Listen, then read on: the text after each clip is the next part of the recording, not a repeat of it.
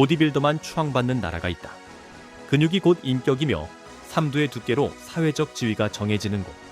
루틴은 헌법이고 닭가슴살은 종교이며 치팅데이는 명절처럼 다뤄진다. 그 나라에는 체중 120kg의 전설적인 보디빌더가 살고 있었다. 그는 매일 4km 달리고 중량조끼를 입은 채 계단을 오르고 운동 끝에는 조각 같은 고단백 식단으로 하루를 마무리했다. 그는 이미 90kg대의 국민 보디빌더들과는 급이 다른 존재였다. 남들이 벤치 200kg만 들어도 박수를 받는 세상에서 그는 벤치 300kg을 가볍게 어깨 푸는 용도로 다룰 수 있는 사나이였다. 하지만 그날 사건은 예고 없이 찾아왔다. 닭 가슴살이 안 왔다. 그의 평온했던 헬창적 삶이 흔들리기 시작했다. 뭐야, 왜 아직 안 오지? 오전 배송인데 3시인데도 안 와. 초조함이 점점 짜증으로, 짜증이 불안으로, 불안이 절망으로 번져갔다. 심장은 괜히 두근거리고 근육은 단백질 결핍의 공포에 덜덜 떨었다. 가만히 앉아 있었을 뿐인데도 그는 이미 체력 40%가 빠진 상태였다. 그날 운동은 망했다. 벤치 300은커녕 3세트도 안 채우고 주저앉았다. 전력 질주는 시작도 못하고 그냥 벽에 기대어 멍하니 있었다. 그는 조용히 생각했다. 난 실패자야. 닭가슴살 하나에 무너지다니.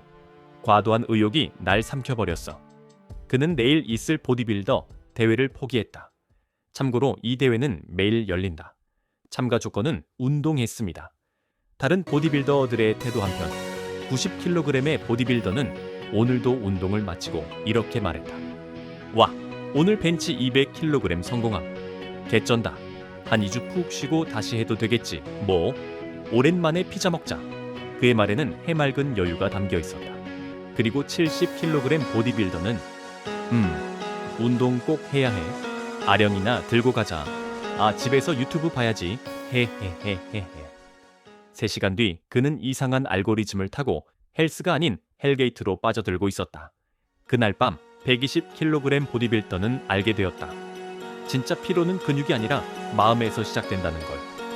닭가슴살이 안 온 건 사건이었지만 그걸로 인생이 무너졌다라고 느낀 건 해석이었다.